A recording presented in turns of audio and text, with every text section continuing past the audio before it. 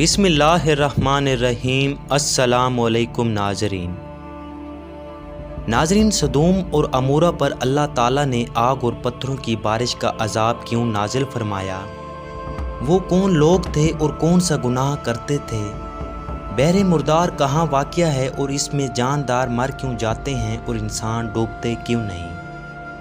ناظرین، آج کی ویڈیو میں ہم آپ کو عمورہ اور سدوم کی قوم کے متعلق مکمل معلومات بتائیں گے، لہٰذا اگر آپ ہمارے چینل پر نئے ہیں تو برائے مہربانی ہمارے چینل پاک اردو ٹی وی کو سبسکرائب ضرور کریں اور ساتھ ہی بیل والی گھنٹی کے نشان کو بھی ضرور دبائیں تاکہ اس طرح کی ویڈیوز ہم اپلوڈ کریں اور آپ کو بروقت ملتی رہیں۔ ناظرین، سدوم اور عمورہ قوم لوط کے وہ مقامات ہیں جہاں پر اللہ رب العزت نے اپنا دردناک عذاب نازل فرمایا۔ قوم لوط کے مسکن شہر سدوم اور عمورہ بحر مردار کے ساحل پر واقع تھے اور قریش مکہ اپنے شام کے سفر میں اسی راستے سے آتے جاتے تھے۔ ناظرین، اس آبادیوں کی ہلاکت کا زمانہ جدید تحقیق کے مطابق 2061 قبل مسیح ہے اور حضرت لوط علیہ السلام کو بھی اللہ تعالیٰ نے نبوت عطا فرما کر اردن اور بیت المقدس کے درمیان مقام سدوم کے لوگوں کی ہدایت کے لیے مبعوث فرمایا۔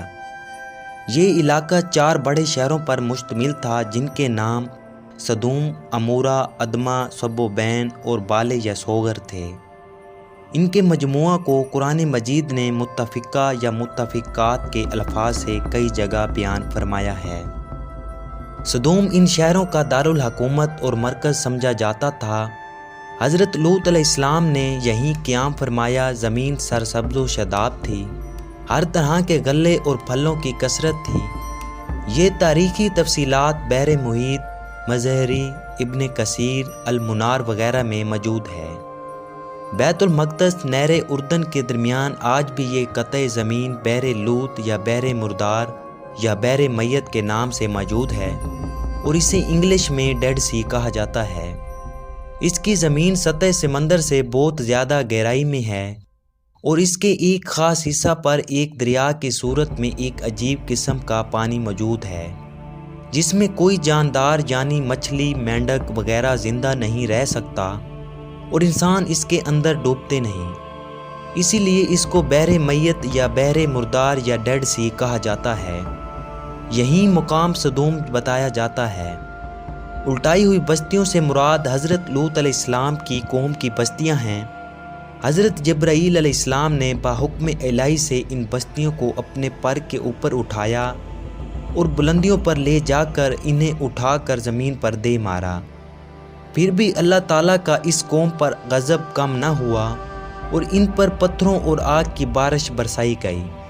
حضرت لوط علیہ السلام کا مرکز تبلیغ یہیں سدوم کا شہر تھا اور یہ الٹائی ہوئی بستیاں غالباً آج کل بحر مردار میں دفن ہو چکی ہیں۔ حضرت لوط علیہ السلام کی تبلیغ کا علاقہ بحر مردار یا بحر لوط کے ارد گرد سدوم کا شہر اور ارد گرد عمورہ کی بستیاں تھیں۔ آپ کی قوم شرک اور دوسری بد اخلاقیوں کے علاوہ لواطت میں گرفتار بلکہ اس بد فعلی کی موجد بھی تھیں۔ حضرت لوط علیہ السلام کے سمجھانے پر بھی یہ لوگ اپنی کرتوتوں سے باز نہ آئے بلکہ الٹا حضرت لوط علیہ السلام کو اپنے ہی شہر سے نکل جانے کی دھمکی دینے لگے۔ ناظرین، مفسرین کے مطابق قطع زمین سطح سمندر سے تقریباً 400 کلومیٹر نیچے چلا گیا اور اوپر پانی آ گیا۔ اسی پانی کے ذخیرہ کو بحر مردار کہا جاتا ہے۔ ناظرین، حضرت لوط علیہ السلام کا نام و نسب لوط بن حران بن آزر ہے۔ اس حوالے سے آپ حضرت ابراہیم علیہ السلام کے بھتیجے تھے۔ قرآن مجید میں آپ کا ذکر 17 مرتبہ آیا ہے۔ آپ اپنے چچا حضرت ابراہیم علیہ السلام کے حکم سے آپ اپنی شریعت لے کر سدوم جا کر آباد ہو گئے تھے۔ اس شہر کے متعدد بستیاں تھیں جو کہ شام اور حجاز کے درمیان تھیں۔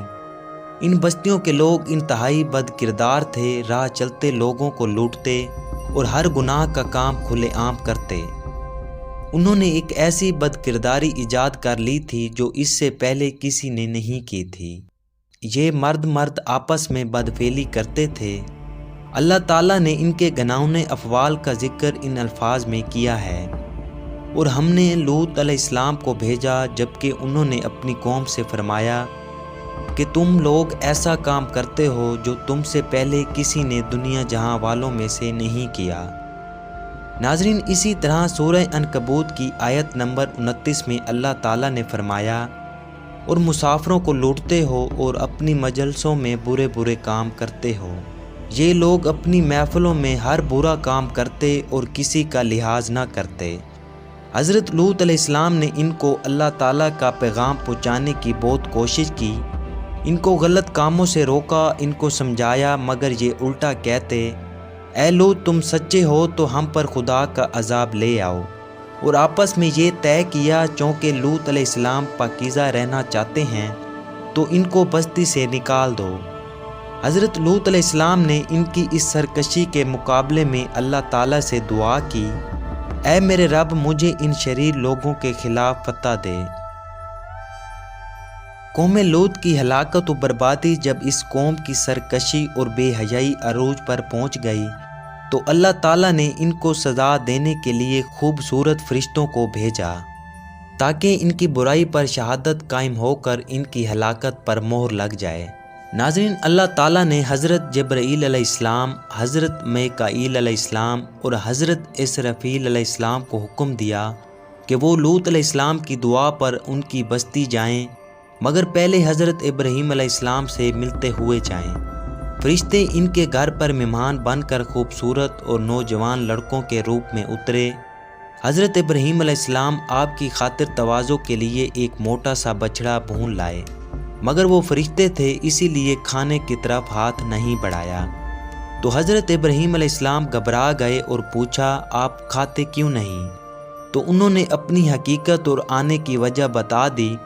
تو حضرت ابراہیم علیہ السلام نے کہا، آپ اس بستی کو کیسے ہلاک کر سکتے ہو؟ وہاں تو 400 مومن بھی ہیں۔ فرشتے بولے نہیں۔ آپ نے کہا 300، بولے نہیں۔ بولے 200، بولے نہیں۔ ابراہیم علیہ السلام نے کہا 100، بولے نہیں۔ پھر حضرت ابراہیم علیہ السلام بولے 40، بولے نہیں۔ پھر آپ بولے 14، فرشتے بولے نہیں۔ دراصل وہ 13 مومن تھے۔